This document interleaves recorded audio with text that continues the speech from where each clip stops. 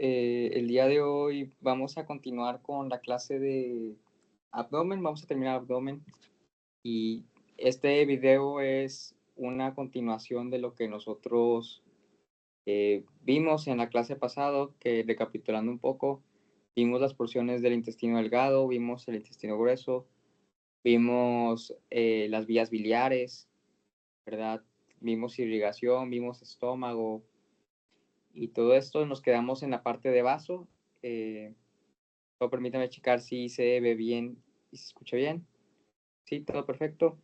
Bueno, vamos a seguir con la parte de vaso. El vaso es un órgano que la función ahorita no la tenemos que saber, pero es un órgano eh, linfático, es un órgano que nos da protección inmune y es un órgano que se encarga de filtrar la sangre, ¿verdad? Yo les dije, y recordando un poquito la asesoría pasada, que todo órgano tenía unos bordes, ¿verdad? Caras, polos y ciertas estructuras que nosotros teníamos que estudiar, ¿verdad? En este caso, pues el hígado, nosotros podemos ver que tiene un polo superior y un polo inferior. También podemos observar que tenemos aquí un ilio. Este ilio es vital, ya que nosotros recordando lo que es un ilio, pues no es más que un hiato, ¿verdad? Un agujero por el cual salen los vasos sanguíneos y la inervación del órgano. Nosotros también tenemos un ilio pulmonar, nosotros también vamos a tener un ilio renal, ¿verdad? Entonces es importante que sepamos la definición de eso. ¿Qué es importante del vaso? Bueno, saber dos cosas principalmente. La primera es que es un órgano que es muy posterior, ¿verdad? Y si nos damos cuenta en esta otra imagen, el órgano del vaso está muy externo, lo cual si nosotros hacemos un traumatismo de este lado, ¿verdad? Nosotros podemos perforar el vaso, ¿verdad? Entonces queda un poco desprotegido. Otra cosa que es importante y que marca el libro como muy relevante es que es un órgano intraperitoneal. ¿A qué nos referimos con esto? Recordemos que nosotros dijimos que el peritoneo era como una cortina, ¿verdad? Que recubría las ciertas vísceras, ¿verdad? También nosotros dijimos que la definición de mesenterio era una doble capa de peritoneo, ¿verdad? Aquí nosotros tenemos, en este caso, la cavidad peritoneal, que para no hacerlo, esta es la cavidad peritoneal, todo esto de aquí adentro. Nosotros también tenemos la cavidad peritoneal menor o la bolsa mental, que es esto precisamente. Y aquí tenemos el vaso, ¿verdad? Lo que es importante aquí es que nosotros tenemos dos ligamentos por los cuales van a llegar los vasos sanguíneos. Recordemos también que yo en la asesoría pasada les dije que era muy importante dentro de las estructuras retroperitoneales recalcar la presencia de la aorta, ¿verdad? Que es esta que estoy coloreando aquí. La aorta es el vaso más grande del cuerpo y su disposición es retroperitoneal. Entonces, pues nosotros, los vasos, también les dije que los vasos que da la aorta van a ir y van a viajar específicamente a sus órganos por los mesenterios, ¿verdad? Que son las capas de la doble capa de peritoneo. En este caso, nosotros vemos que tanto un ligamento gastroesplénico como un ligamento espleno-renal eh, mantienen sujeto al vaso, ¿verdad? Con este mesenterio. Y también vemos que por esos ligamentos transcurren los vasos que van a llegar al ilio esplénico. También otra cosa, ¿verdad? Yo les había dicho que no había que confundir los términos esplénico con E al término esplácnico, ¿verdad? El término esplácnico nos hacemos referencia a una víscera, a un órgano. El término esplénico se refiere al vaso, ¿verdad?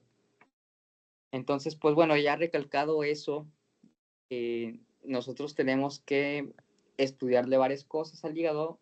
Ya estudiamos su ilio, ya vimos que tiene sus referencias o sus órganos aledaños, son el estómago y también va a ser el riñón y el ángulo izquierdo del colon, ¿verdad? También le estudiamos que es un órgano que está externo, que está casi que pegado a la pared torácica lateral posterior, ¿verdad? Yo tenía un profe de anato que decía que el vaso no te estaba mirando de frente, te estaba mirando de reojo, por eso su disposición de esta manera, ¿verdad? Lo más importante del vaso, bueno, yo les dije que era un órgano cuya función tenía que ver también con la destrucción de sangre, y pues ¿cómo va a llevar a cabo esa destrucción de sangre? Pues mediante la sangre que le llega. ¿Cómo le va a llegar la sangre? Pues por medio de arterias. En este caso nosotros tenemos aquí una imagen que nos muestra la irrigación del vaso. La arteria más importante que irriga el vaso, pues va a ser la arteria esplénica, ¿verdad? La arteria esplénica tiene el mismo término que vaso, entonces es esta arteria que es rama del tronco celíaco, ¿verdad? Es una rama cuya disposición es posterior al, al estómago y tiene una forma tortuosa o de tirabuzón, una forma de zigzag, ¿verdad? Nosotros si seguimos el recorrido de la arteria esplénica a todo su largo, vemos que justo antes de llegar a lo que es el hilio del vaso, va a tener varias ramas o va a preceder varias ramas que van a irrigar la curvatura mayor del estómago. Estas ramas van a ser las gástricas cortas, pero nosotros también en la asesoría pasada dijimos que había un tejido que se llama bolsa omental, que está posterior, ¿verdad? También al estómago. Entonces nosotros, parte de la irrigación de la bolsa omental va a estar dada por las arterias gástricas cortas. Sin embargo, también tenemos en la curvatura mayor, muy importante, el aumento mayor, que varias literaturas lo marcan que es como un delantal de grasa, ¿verdad? Nosotros estaríamos en esta disposición, ¿verdad? Aquí. Y lo importante de la arteria esplénica es que en este momento va a estar irrigado principalmente por arterias gastromentales. Del lado derecho, si nosotros seguimos el recorrido, tenemos a la rama del tronco celíaco, que es la hepática común, ¿verdad? Se hace hepática derecha, izquierda, hepática propia, ok. Pero justo antes de hacerse hepática común, se hace la arteria gastrodenal, y esa arteria gastrodenal, si te fijas aquí de este lado, la arteria gastrodenal va a dar una rama gastromental derecha, y eso va a irrigar la mitad del aumento mayor. Sin embargo, aquí la arteria esplénica, justo antes de entrar al ilio, va a dar una gastromental izquierda para terminar de irrigar el aumento mayor, ¿verdad? Eh, otra cosa que es importante, nosotros dijimos que es un órgano intraperitoneal, ¿verdad? Entonces, sí, y también mencionamos que es propenso a traumatismos, y los traumatismos por lo general lo rompen. Es importante también saber que cualquier traumatismo que logre romper la, la pared o la capa de peritoneo que lo recubre, pues es líquido o es sangre que se va a ir justo al punto más inferior, ¿verdad? Por gravedad de nuestra cavidad abdominal. Entonces, y que pues esto va a ser propenso a hemorragias cerradas por la misma disposición de los peritoneos. Aquí es lo que esta imagen nos explica precisamente lo que nosotros estábamos explicando con la imagen anterior, que recordemos que tenemos una arteria esplénica cuya disposición es algo tortuosa, y justo antes de entrar al hilio esplénico da una gastromental izquierda, ¿verdad? Para irrigar la mitad del aumento mayor. El aumento mayor es esta capa como este delantal de grasa, ¿verdad? Que mencionamos en asesorías anteriores, que es el vigilante silencioso del abdomen, ¿verdad? Voy a tomar una pequeña pausa para hidratarnos y para checar que se esté grabando bien. Vamos a ver. Parece que sí se está grabando bien. Ok. Pues bueno, eso sería todo de vaso, ¿verdad? Vamos a pasar al tema de circulación abdominal. De circulación abdominal, recordemos que tenemos a la arteria más grande del cuerpo humano, que es la aorta. En la aorta tiene una porción ascendente, una porción descendente, una porción torácica y una porción abdominal, ¿verdad?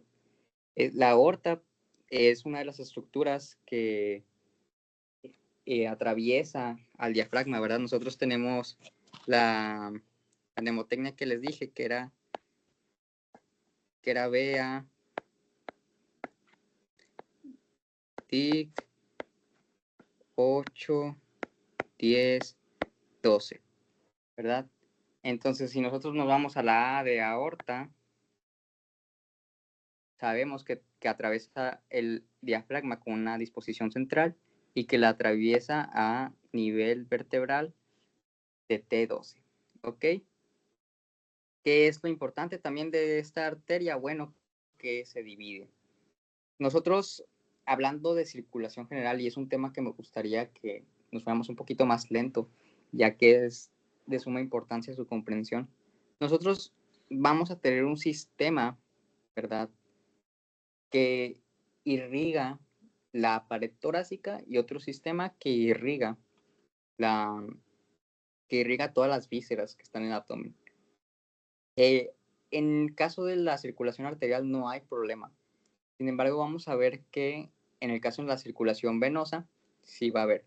Pero para fines ahorita de tutorías y de entendimiento, hay que entender que nosotros tenemos sistemas para las vísceras y otro para la pared abdominal, pero sobre todo para las extremidades, ¿verdad? La aorta, por ende, va a tener ramas para las extremidades. Entonces, la aorta va a llegar hasta cierto nivel vertebral, que en este caso es L4, y se va a dividir en dos arterias ilíacas comunes. Aquí lo podemos observar, ¿verdad? Recordemos también en el tema de pared de porción posterior del abdomen, vamos a ver que la aorta tiene varias ramas, ¿verdad? Tiene ramas anteriores, tiene ramas laterales y tiene ramas posteriores. En este caso nosotros estamos viendo las ramas anteriores, no se ven las ramas laterales, bueno, se ven, hay unas, pero no se ven completas, y se están viendo las ramas posteriores, que son las arterias sacras, que son las arterias lumbares, que son las arterias pénicas también. Nosotros, las que nos importan son tres precisamente para la irrigación de las vísceras, ¿verdad? Que son el tronco celíaco, la mesentérica superior y la mesentérica inferior. ¿Por qué es importante estas arterias para nosotros saber, o para qué es importante estas arterias en la clínica, ¿verdad? Es muy importante, ya que el tubo digestivo va a tomar como referencia estas arterias para dividirlo. Recordemos que nosotros en una persona, o al momento de evaluar una persona, nosotros no vemos los intestinos, o no podemos ver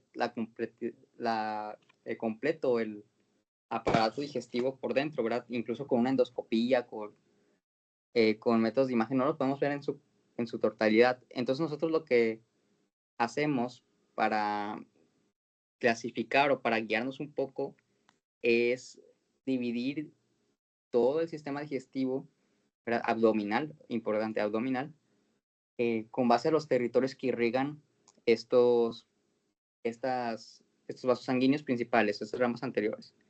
Recordemos también, nosotros tenemos el duodeno, que el duodeno tenía dos porciones, cuatro.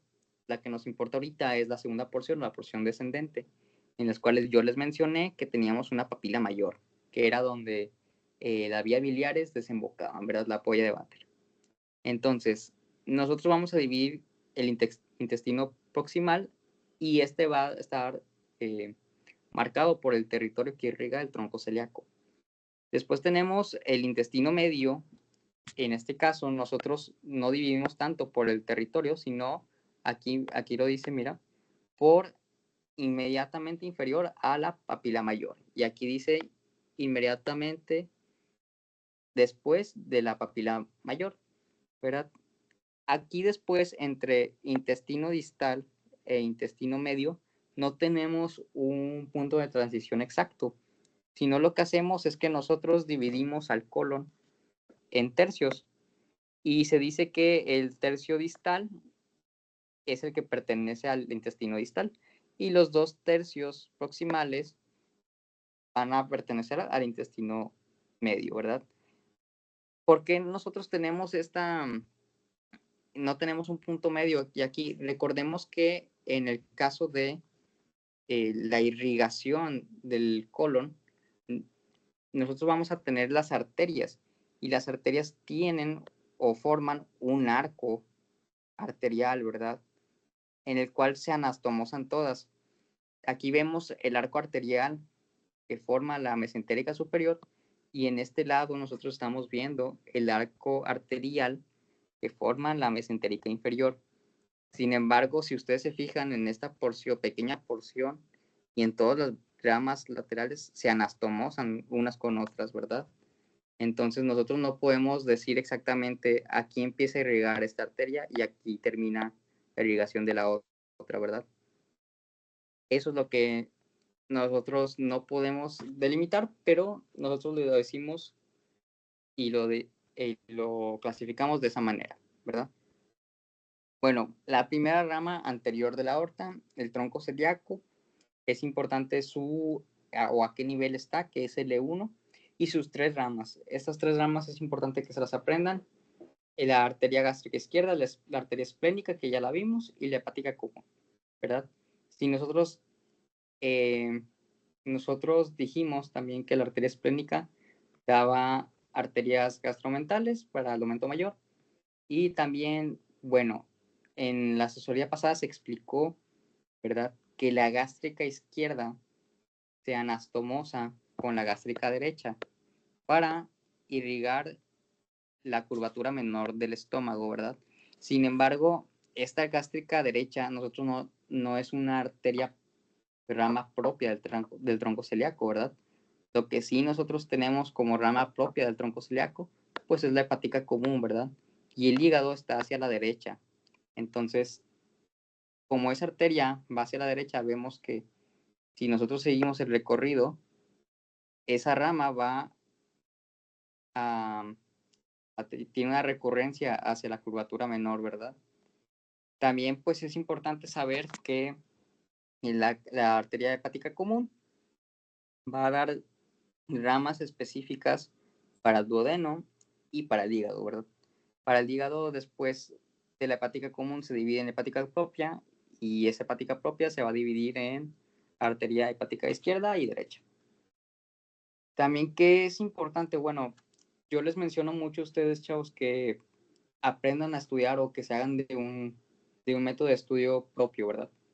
Yo lo que hacía para aprenderme estas cosas, bueno, era hacer diagramas, ¿verdad?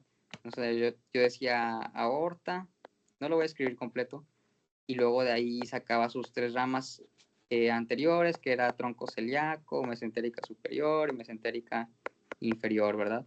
Después del tronco celíaco, el tronco celíaco tenía 3 ramas, y que era la hepática propia, ¿verdad? La gástrica izquierda y la arteria esplénica, ¿verdad? Entonces yo se los digo así para que si a ustedes en el examen, no se les preguntan por la arteria hepática propia en este caso, y les dicen de quién es rama, pues tú vas hacia atrás de ese diagrama y ya sabes quién es, cuál es la respuesta, ¿verdad? Ese es un método muy bueno. También sirve para la circulación venosa, recordando que la circulación venosa está invertida, ¿verdad? Porque está drenando la sangre, no irrigando. Ok, bueno, vamos a seguir. La arteria esplénica, ya vimos también, recordemos que de este lado está de este lado está más o menos dibujado el estómago, y recordemos que antes de entrar al hilio del esplénico, la arteria esplénica va a dar una arteria gastromental izquierda y va a dar arterias gástricas cortas que van a ayudar a la irrigación de la curvatura mayor del estómago. También aquí lo que vemos, lo que nos quiere decir esta imagen, ¿verdad? Es que la arteria esplénica va a estar posterior tanto del estómago como del páncreas y que también ayuda a las arterias que irrigan al páncreas. El páncreas es un órgano que está sumamente irrigado, ¿verdad? Vemos aquí también que la hepática común en sus ramas pancreatoduodenales, eh, duodenoyeyunales, todas van a brindar parte de la irrigación del páncreas. El páncreas es una estructura que difícilmente puede ser extirpada por lo mismo, ¿verdad? Porque es un riesgo muy grande de hemorragia o de necrosis, ¿verdad? Entonces, eso sería la arteria esplénica. ¿Qué más? Vamos a seguir. La arteria hepática común, yo creo que es la arteria del tronco celíaco más difícil de aprenderse, pero sin embargo, es de suma importancia saber que, bueno, si se llama hepática es porque va al hígado, ¿verdad? Y sus ramas terminales tienen que estar en el hígado. Que es importante también, en la asesoría pasada yo les dije que teníamos la vesícula biliar. Y la vesícula biliar es propensa a formar litos o formar piedras. Nosotros por razones quirúrgicas o por patologías es necesario en ciertas ocasiones pues cortar o extirpar la vesícula biliar. Entonces si nosotros cortamos aquí, ¿verdad? Vamos a cortar la arteria que está irrigando a esa vesícula y es necesario cortarla, ¿verdad? Porque pues ya no la vamos a ocupar. Entonces era una pregunta de examencito, ¿quién daba la rama de la arteria cística? ¿Verdad? Y era la arteria hepática izquierda. No era la arteria hepática izquierda, me equivoqué, perdón. Era la arteria hepática derecha.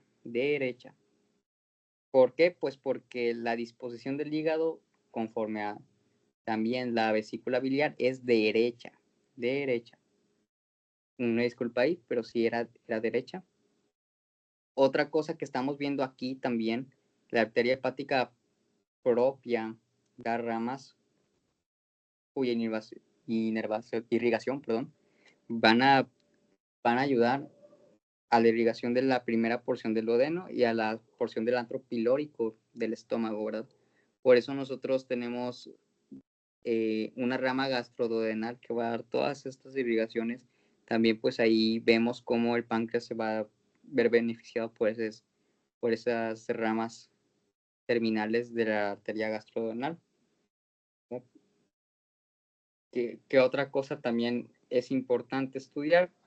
Bueno, yo les recomendaría que se aprendieran primero la rama cística, que es rama de la arteria hepática derecha. Ahora sí lo dije bien. Y que ramas terminales van hacia hígado, ¿verdad? Después vamos a pasar a la otra rama anterior de la aorta, que es la mesentérica superior, ¿verdad? La mesentérica superior se encarga, y ya lo vimos en la división, se encarga de dividir también al tubo digestivo en un tubo digestivo medio, ¿verdad? Por su territorio de irrigación. Es una rama anterior y aquí lo importante y que era una pregunta de examen, vemos cómo está saliendo de la superficie anterior de la aorta a nivel de la vértebra L1. Sin embargo, vemos que posterior a ella está una vena, ¿verdad? Aquí está la mesentérica superior y posterior a ella hay una vena, que es la vena renal izquierda, ¿verdad? Hay patologías o en circunstancias de la vida que la arteria mesentérica superior por alguna razón crece y va a obstruir un poco lo que es la vena renal y nos puede dar clínica. Por eso, esa es una pregunta de su examencito y esa es la respuesta correcta, que qué vaso sanguíneo pasaba en la superficie posterior de la mesentérica superior y en la superficie anterior de la arteria aorta, bueno, era la vena renal izquierda.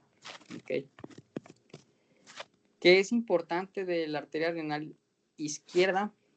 Digo, de la arteria mesentérica superior, lo siguiente. Recordemos que hacen un marco, o que siguen el marco colónico y es un marco de irrigación. También vimos que lo que diferenciaba del yeyuno al ilion, ¿verdad? Que nosotros lo podíamos diferenciar a simple vista, porque el yeyuno tenía vasos rectos más largos y pocas arcadas arteriales, y acá nosotros vemos que el ilion tiene bastantes arcadas arteriales y vasos rectos cortos, ¿verdad? También nosotros dijimos que teníamos el punto de unión entre intestino delgado e intestino grueso, que es la válvula iliocecal, ¿verdad? Que junta el ilion con el ciego. Y también vimos que el intestino, ¿verdad? Grueso tiene estas tenias que van por en medio y tiene estas austras, ¿verdad? Que son como estas bolitas de músculo, músculo digestivo, y que nosotros siguiendo esa disposición de las tenias hacia inferior podíamos encontrar el apéndice cuya disposición es retrocecal, ¿verdad? ¿Para qué es importante todo esto? Bueno, recordemos que es una patología muy común la apendicitis y que nosotros ocupamos abrir el abdomen y encontrar el apéndice. También una cosa importante de la mesentérica superior son sus ramas, ¿verdad? Aquí vemos la arteria cólica derecha, la rama iliocólica, que es una pregunta muy importante de examen que les hice yo, y una arteria cólica media, ¿verdad? Aquí también vemos arterias yeyunales y arterias iliales. Recordemos también que en una apendicitis nosotros ocupamos también extirpar el apéndice. Entonces, si nosotros hacemos un corte a este nivel, estaríamos seccionando una arteria, ¿verdad? Y esa arteria es la arteria apendicular de este lado. Entonces, ¿de quién va a ser rama esa arteria apendicular? Es rama de la arteria iliocólica. Era pregunta de su examen. Y eso es pregunta también, y va a ser pregunta más adelante en su carrera, porque es una patología que es muy común, ¿verdad? Mira, aquí tu libro te marca, ¿verdad? Las ramas de la arteria iliocólica, y la principal que ahí marqué, que subrayé, es la arteria apendicular. Vamos a seguir con la otra rama anterior de la aorta, más importante, que es la arteria mesentérica inferior, ¿verdad? Nosotros tenemos de este lado el marco colónico en su tercio distal, ¿verdad? Ahí vemos el ángulo esplénico o el ángulo izquierdo del marco colónico. Nosotros vemos que la arteria mesentérica inferior de este lado tiene sus ramas arterias cólica izquierda, por el cólica de colon, ¿verdad? Y tenemos sobre todo la arteria rectal superior. Yo les dije, y era importante recalcar a manera de repaso de las anteriores asesorías, que cuando te preguntaban por la irrigación de una víscera, cuando te preguntaban por una arteria que irrigaba una víscera, un órgano, tú pensaras principalmente en los tres hermanos o en las tres ramas que acabamos de ver, ¿verdad? El tronco celíaco, la mesentérica superior y la mesentérica inferior. Nosotros dijimos también que había excepciones, ¿verdad? Ya vimos que también hay ramas laterales. En el caso de las venas renales, pues sería una excepción. Las glándulas suprarrenales, y una de las excepciones es el recto, ya que el recto va a tener tres irrigaciones diferentes, ¿verdad? Porque tiene tres porciones. La porción superior sí está irrigada por la arteria mesentérica inferior. Sin embargo, las porciones media e inferiores van a tener irrigación distinta, ¿verdad? Por eso, si te preguntan por la irrigación del recto, es importante conocer qué porción te están preguntando. Entonces, aquí la arteria mesentérica inferior, bueno, es una arteria cuya relevancia pues es mínima. También una cosa importante de recalcar para la clínica es que si nosotros vemos el marco colónico a en toda su amplitud, voy a buscar una imagen en donde sí venga, que es en la sección de colon, lo vimos aquí. Vamos a ver. Yo les dije que tanto la mesentérica superior como la mesentérica inferior hacen un arco alrededor del marco colónico, ¿verdad? Sin embargo, vemos que la arteria cólica media aquí tiene una porción, tiene una distribución y llega a su ligación hasta un lado, y después seguimos con la arteria cólica derecha, cuya disposición es superior, y aquí se va a anastomosar, ¿verdad? Sin embargo, de este lado del colon está más irrigado, tiene más ramas que este lado, ¿verdad? Del colon. Entonces, es una pregunta clínica, ¿verdad? De qué lado es más probable una necrosis del colon, pues es del lado izquierdo, ¿verdad? Precisamente por esto que estamos viendo. Dependes más de las anastomosis de estas dos arterias, de estas dos mesentéricas, y, pues no siempre te van a garantizar que si tú cortas ahí, va a reconectar esas arterias. Bueno, vamos a seguir con uno de los temas que yo considero que es más importante, y es un tema que es complicado de entender, ¿verdad? Sin embargo, es muy importante que lo aprendas, que lo razones y que lo uses en tu día a día como médico, ya que a nivel de clínica tú vas a tener tú vas a poder hacer un criterio diagnóstico para tu día a día, y son patologías comunes, ¿verdad? Y este tema del que estoy hablando es circulación venosa, ¿verdad? A manera de introducción, nosotros tenemos un sistema venoso para la pared torácica y para las piernas, ¿verdad? Y tenemos un sistema circulatorio o venoso para las vísceras, para los órganos, ¿verdad? De hecho, aquí tu libro te lo marca: la circulación venosa del vaso, páncreas, vesícula biliar y porción abdominal del tubo digestivo es la circulación del sistema porta. Esta circulación para los órganos va a estar dada por la vena porta principalmente. La otra porción, que es para las extremidades y de, para la pared del abdomen, va a estar dado por el sistema cava. El sistema cava o sistema sistémico, ¿verdad? Porque es del resto del sistema. Entonces, estos dos sistemas venosos son independientes, ¿verdad? O sea, para que no haya tanta tráfico de circulación venosa, nosotros tenemos estos dos sistemas independientes. Sin embargo, ambos sistemas van a juntarse en ciertas porciones. Lo normal es que los dos sistemas, uno para los órganos y otro para las extremidades, se unan o se junten en las venas suprahepáticas. Supongamos que aquí delimitamos el hígado. Aquí va a haber dos arterias suprahepáticas o las que haya, y esas arterias suprahepáticas van a drenar en la vena cava inferior, ¿verdad? Esto sería lo común, ¿verdad? Nosotros aquí tendríamos intestino, ¿verdad? Aquí tenemos al, al estómago, nosotros aquí tendríamos una maraña de intestinos, ¿verdad?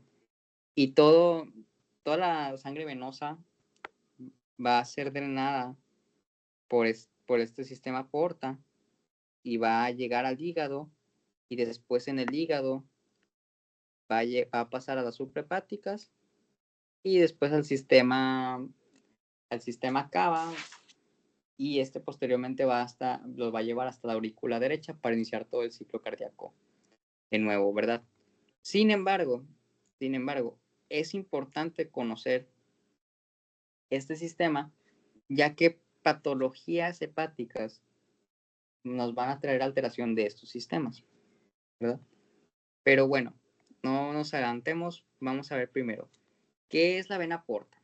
Bueno, la vena porta, recordemos que el estudio de las venas es de las ramas más pequeñas a las ramas más grandes, ¿verdad? Porque están drenando, la circulación es inversa. Nosotros tenemos aquí la arteria esplénica y la arteria esplénica aquí es protagonista. La vena esplénica, perdón, estamos hablando de venas, no olvidar. La vena esplénica aquí drena al vaso y también tiene una disposición un tanto tortuosa, pero vemos que la vena mesentérica inferior es tributaria a la vena esplénica, ¿verdad? Eso puede ser una pregunta de examen, ya que recordemos que no está naciendo de un grande vaso como en el caso de las arterias, ¿verdad? La vena mesentérica inferior es tributaria de la vena esplénica, ¿verdad? También vemos que la arteria mesentérica superior es protagonista, ya que es un vaso, es una vena bastante grande, ¿verdad? Entonces, la vena esplénica, y esto es pregunta de examen y te lo van a preguntar en muchos casos. La vena esplénica más la vena mesentérica superior forman la vena porta. Vena porta, que es esta de aquí, ¿verdad? Aquí vemos que la vena porta es una vena de gran calibre y que drena o que termina dentro del hígado, ¿verdad? Aquí vemos que también venas tributarias de la vena porta son la vena gástrica izquierda. Sin embargo, no es tan relevante, pero es como dato curioso. También tenemos la vena ileocólica, ¿verdad? A la misma disposición que las arterias. Entonces, nosotros dijimos que el sistema porta drenaba la sangre de las vísceras del cuerpo y que esta vena porta terminaba dentro del hígado, ¿verdad? Entonces, también mencionamos que que el sistema porta y que el sistema sistémico o cava eran independientes, o sea, que no se tenían que tocar hasta que llegaran dentro del hígado y que del hígado salieran dos venas suprahepáticas, ¿verdad? Y que estas suprahepáticas iban ahora sí a conectar con la vena cava inferior, ¿verdad? Hasta este punto, hasta estas arterias suprahepáticas o hepáticas, hasta este punto se tienen que juntar la sangre de los órganos que la sangre que viene de las extremidades. Hasta este punto es lo normal. ¿Qué pasa? ¿Qué pasa? ¿Qué pasa? Que si por alguna razón nuestro hígado tiene alguna dificultad o está hinchado o está cirrótico, ¿verdad? Que es común, la sangre va a dificultar su acceso de aquí, ¿verdad? Hacia arriba, superior, y se va a regresar o va a tener mayor tráfico y se va a regresar. ¿Qué pasa? Que esa sangre tiene que drenar o tiene que llegar a la vena cava para que llegue al corazón y completar su ciclo. Bueno, resulta que nosotros tenemos, aparte de esta conexión de las suprahepáticas, tenemos tres conexiones, ¿verdad? De este sistema. Y estas tres conexiones son estas, que son preguntas de exámenes y yo les recomiendo que se lo aprendan. Y ahorita vamos a ver por qué. Tenemos otras tres conexiones que van del sistema porta y con el sistema cava o el sistema sistémico. Nosotros tenemos la primera unión o la primera anastomosis portosistémica, que es la unión gastroesofágica, ¿verdad?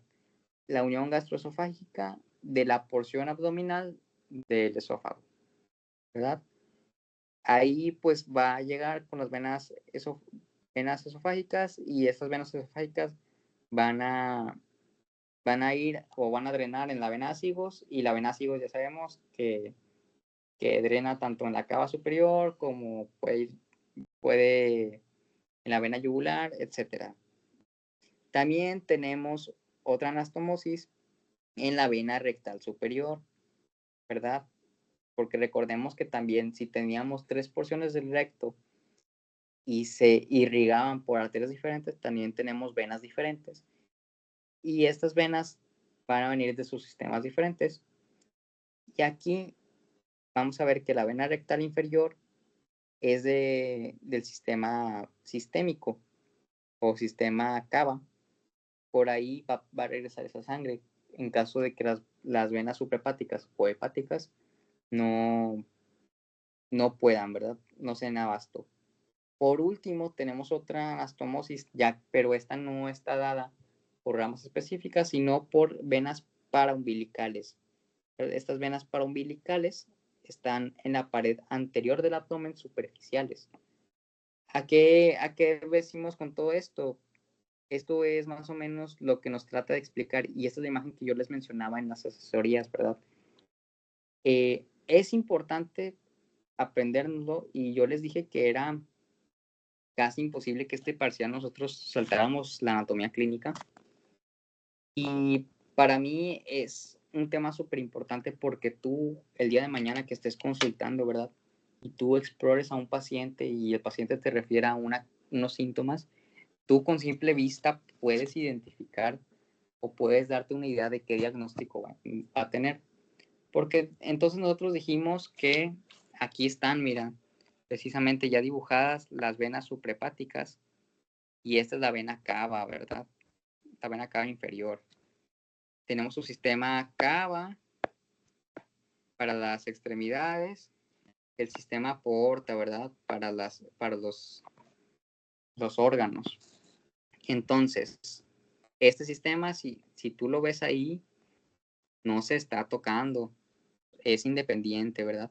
¿En dónde se va a tocar? Bueno, comúnmente y lo normal y lo que no te va a dar clínica es aquí en las venas suprahepáticas, ¿verdad? Esto es normal. También es normal que se toquen en otros 3 sitios, ¿verdad? Si te fijas, se está tocando aquí, aquí, aquí también se está tocando, pero no se ve tanto. Y se está tocando aquí, mira, aquí. Entonces recordemos, si yo soy la sangre de una víscera, por lo general, venosa, ¿verdad? Desoxigenada, por lo general mi recorrido sería este, y luego me iría para acá, y luego me iría al corazón, ¿verdad? Y ya, se completó mi recorrido. Sin embargo, por alguna razón tengo cirrosis, por alguna razón tengo una inflamación del hígado que se llama hepatitis, o tengo otra condición, ¿verdad?, que obstruye mi hígado, ya no puedo tener ese recorrido que normalmente tengo. Aquí toparía y ya no puedo ir, o pasaría menos sangre hacia acá. Entonces lo que hago es, bueno, buscar una vía colateral, ¿verdad? Entonces si yo me quedé aquí, yo me regreso y me puedo regresar acá. Y si se llama paraumbilicales, son venas que están alrededor del ombligo, ¿verdad? Paralelas al ombligo. O me puedo ir para acá, mira, para acá. O me puedo regresar, ¿verdad? Hasta acá, y me puedo ir aquí. ¿Qué pasa? Que estas uniones no, si hay un aumento del tránsito, estas venas no están hechas o no están adaptadas para ese calibre, ¿verdad? Entonces, estas venas van a aumentar de tamaño y van a ser varices. Entonces, nosotros a simple vista, si nosotros descubrimos el abdomen a un paciente que tenga esta afectación o que tenga esta condición que se llama hipertensión portal, ¿verdad? Nosotros a simple vista podemos darnos idea de un diagnóstico, porque estas ramas paraumbilicales son superficiales. Entonces nosotros vamos a tener un signo que se llama signo de la cabeza de medusa, que va a ser un abdomen cuya circulación venosa va a ser notoria. Vamos a buscarlo aquí. Signo de cabeza medusa. De eso estamos hablando, ¿verdad? También, si nosotros dijimos que hacíamos varices, aquí estamos viendo cómo en la unión esofágica va a haber varices. Y esto es una de las principales complicaciones de un paciente que tenga una patología hepática, ya que estas venas, estas varices esofágicas, son muy comunes a reventarse. Y toda esta sangre va a ir al estómago y el paciente puede vomitar sangre o el paciente puede defecar sangre. La ruptura de estas varices ocupan tratamiento constante y quirúrgico y son de difícil, es difícil que tú pares un sangrado ahí, pero es posible, ¿verdad? También, pues, la ruta más larga es aquí en el recto y se puede manifestar con varices rectales o como nosotros lo llamamos, hemorroides, ¿verdad? Y por eso yo les digo que esto es importante para tu futura, o el futuro en tu carrera, ¿verdad? Porque si tú tienes un paciente, a lo mejor que es alcohólico, ¿verdad? Y te llega porque vomitó sangre así de la nada, y tú le descubres el abdomen y ves que tiene el signo de cabeza de medusa y te refiere que tiene hemorroides, pues tú ya sabes que a lo mejor lo que está mal es el hígado, ¿verdad? Precisamente porque tú conoces la anatomía y tú sabes que esos 3 lugares se ven afectados, ¿verdad? O si tú tienes un paciente que defecó sangre, que defecó oscuro, y tú le descubres el abdomen y lo ves así, está bien. O incluso si no te refiere ningún síntoma, ¿verdad? Y tú descubres el abdomen y ves el signo de cabeza de medusas, dices, algo no está bien con el hígado. Esta es la importancia de este tema y a mí me gusta mucho explicárselo porque si lo entiendes ahorita, no tienes que repasarlo en tus futuras materias que veas esto, ¿verdad? Aquí de drenaje linfático lo que importa es que tú conozcas y recordamos que tenemos la cisterna de Kilo, ¿verdad? La cisterna de Kilo es una cisterna, un tubo linfático que está pegado a los cuerpos vertebrales en la zona posterior. De hecho, cuando ven el tema de abdomen posterior, lo van a ver, ¿verdad? Y en estudios de imágenes la cisterna de Kilo se ve, ¿verdad? Aquí lo que nos importa son los nódulos que están pegados a las 3 ramas anteriores, ¿verdad? Y son los nódulos aórticos, los nódulos celíacos, perdón, nódulos mesentéricos superiores e inferiores, ¿verdad? Esos son los que nos importan, ¿verdad? Aquí de inervación, bueno, ustedes no van a llevar neuroanatomía, pero es importante saber. Nosotros cuando vimos corazón explicamos que los órganos tienen que hacer su función tanto motora como de digestiva, ¿verdad? Y esta función va a estar dada por su sistema intrínseco, ¿verdad?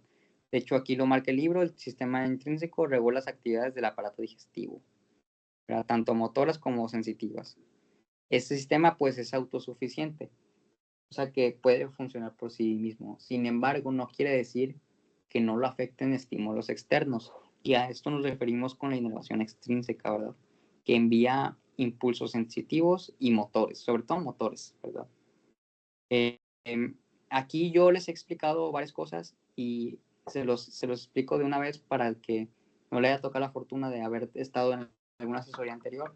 Nosotros teníamos un sistema, permítanme, déjenme, se los voy a anotar aquí, en esta hoja en blanco.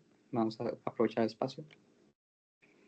A mí me gusta que hagan este apunte, ¿verdad? Ustedes lo pueden hacer con mejor letra.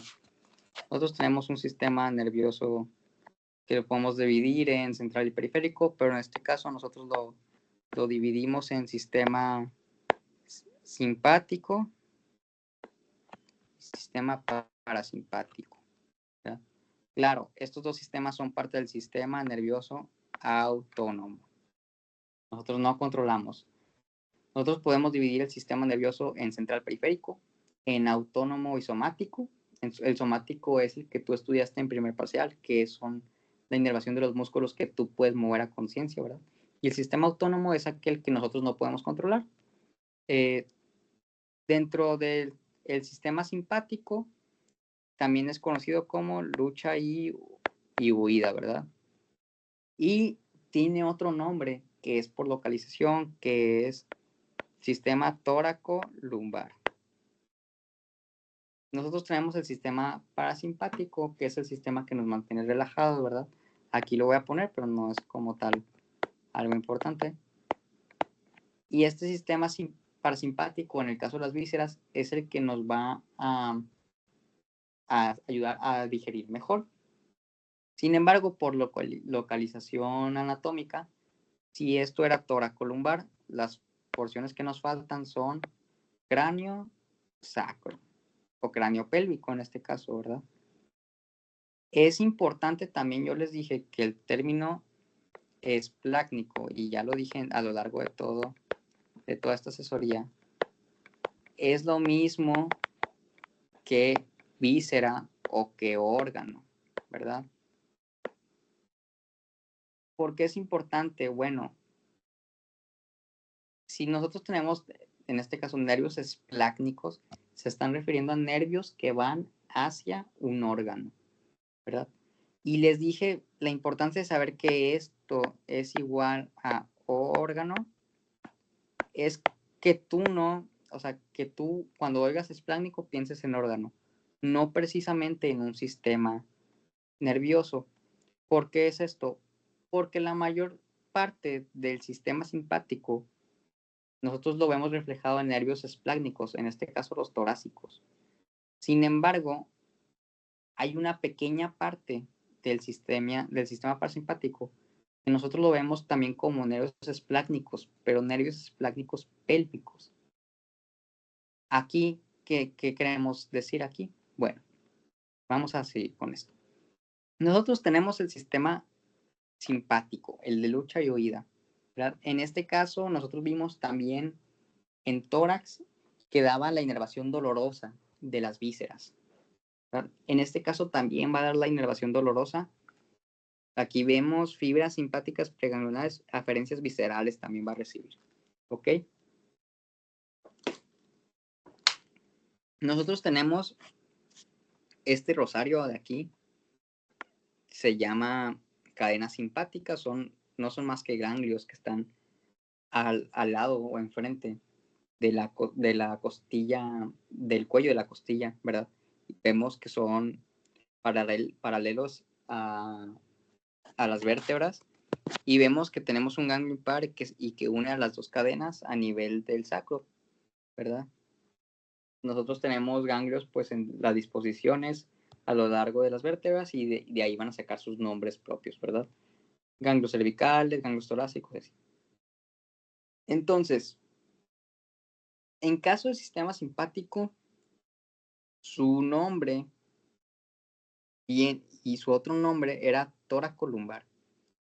Esto es referente a que los ganglios de tórax y de los lumbares van a dar la inervación simpática. Del otro sistema, el sistema parasimpático, nos importan otros ganglios que son, en este caso son los sacros, ¿verdad? Pero los nervios son pélvicos. ¿Por qué no menciono los cervicales? Los cervicales no son más que extensiones de los torácicos, ¿ok? Pero entonces, si el sistema parasimpático, no simpático, parasimpático, se llama craniosacro, ¿de dónde viene la otra parte? Ignorando a los cervicales. Bueno, la otra parte del sistema parasimpático viene de los pares craneales, que son nervios que salen directamente del cerebro o del tronco encefálico, ¿verdad? En este caso, el único par craneal que nos interesa para abdomen es el par craneal 10 o el par craneal que se llama vago. Este nervio vago va a dar inervación parasimpática. Ay, creo que ya no rayé mi pluma. Ahí está. Va a dar inervación parasimpático. Y como viene del cráneo y es un par craneal, por eso nosotros el sistema parasimpático, lo llamamos cráneo sacro. Y nosotros al sistema simpático lo llamamos tórax lumbar. Por esta sencilla explicación, ¿verdad? Entonces, retomando de el sistema simpático, lo repito muchas veces para no confundirnos. Nosotros tenemos aquí al sistema simpático, ¿verdad? Dijimos lucha de bebidas, su otro nombre es toracolumbar. Aquí tenemos las vértebras y aquí las quise marcar con predeterminación, ¿verdad? Para saber dónde empezaban la división de entre vértebras torácicas y vértebras lumbares, ¿verdad? Aquí, ¿por qué se llaman vértebras o nervios esplácnicos torácicos si estamos viendo abdomen? Bueno, estos nervios aquí no se ve, pero nacen en tórax, atraviesan el diafragma y van a irrigar o van a terminar en los ganglios de los grandes vasos, y estos ganglios van a dar ramas para las vísceras, ¿verdad? Acá nosotros tenemos los esplácnicos torácicos y vemos que hay tres principales, ¿verdad? Tres nervios esplácnicos torácicos principales, que son estos tres, ¿verdad? Un esplácnico mayor, un esplácnico menor y un esplácnico inferior o IMO, ¿verdad? Aquí nosotros tenemos de este lado lo que abarca cada uno. No es importante que te lo sepas, ¿verdad? Porque no siempre va a ser igual, ¿verdad? De hecho, creo que aquí viene. Bueno, aquí viene. Mira, recordemos que aquí tenemos a los nervios esplácnicos y aquí, aquí van a dar su irrigación, su inervación, su sinapsis, su segunda sinapsis, ¿verdad? Nosotros tenemos que el nervio esplácnico mayor va a hacer sinapsis en los ganglios aórticos, ¿verdad? Y nosotros también tenemos que luego los nervios torácicos esplácnicos abarcan los niveles medulares. Mira, ahí viene la imagen de T6 a T10, casi siempre. Varía, la verdad. Después el nervio esplácnico menor va a darle la inervación de los segmentos medulares T10 y 11. Y vemos que el esplácnico inferior o IMO está dando de T12, sin embargo puede dar TL1 y L2 también, ¿verdad? Y vemos también que los esplácnicos lumbares, también tenemos esplácnicos lumbares, están dando inervación o están haciendo sinapsis en los plexos de la mesentérica inferior y en los plexos paravertebrales, ¿ok? También recordemos que el sistema simpático llega hasta aquí, hasta este nivel, ¿verdad? Aunque tenemos aquí, porque recordemos que el sistema simpático, ¿cómo se llama? Tóracolumbar. Nosotros tenemos aquí más nervios, sin embargo estos no van a ser simpáticos. Aunque están ahí envueltos haciendo maraña, estos nervios esplácnicos sacros y pélvicos son del sistema parasimpático, del sistema que te relaja, ¿verdad? Entonces, pues sí, es importante saber esto.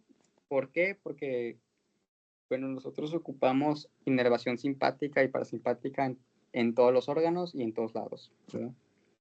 Cuando veamos cabeza y cuello, veremos que el sistema, yo les dije que los ganglios cervicales son prolongación de los ganglios torácicos, y eso es verdad. Sin embargo, son prolongaciones de los primeros ganglios torácicos de la cadena simpática, y estos ganglios cervicales van a dar ramas o van a ser plexos que sigan la distribución o que sigan a los vasos sanguíneos que irrigan la cabeza, y por eso nosotros tenemos irrigación simpática en la cabeza también. Aquí es lo mismo, ¿verdad? Si nosotros no creamos que por nosotros tener que el sistema simpático solo llegue hasta este límite que yo marqué, no significa que no tengamos inervación simpática en las piernas. A esto es lo que te trata de explicar esta imagen con los plexos, ¿verdad? Los plexos siguen la distribución de las arterias, pues para facilitar la inervación y que la inervación llegue. Aquí también te está diciendo lo mismo de, de del sistema parasimpático, cuya distribución es sacra o pélvica, no significa que no tengamos sistema parasimpático en las piernas, ¿verdad? Este va a seguir la distribución de las arterias, y es importante también porque pues el sistema parasimpático tiene una función primordial también en los órganos y en los órganos reproductivos y en los órganos que se encuentran en pelvis, ¿verdad? Por eso es importante tener una distribución ahí. También nosotros recordando que la otra porción del sistema parasimpático es el par craneal 10 o el vago.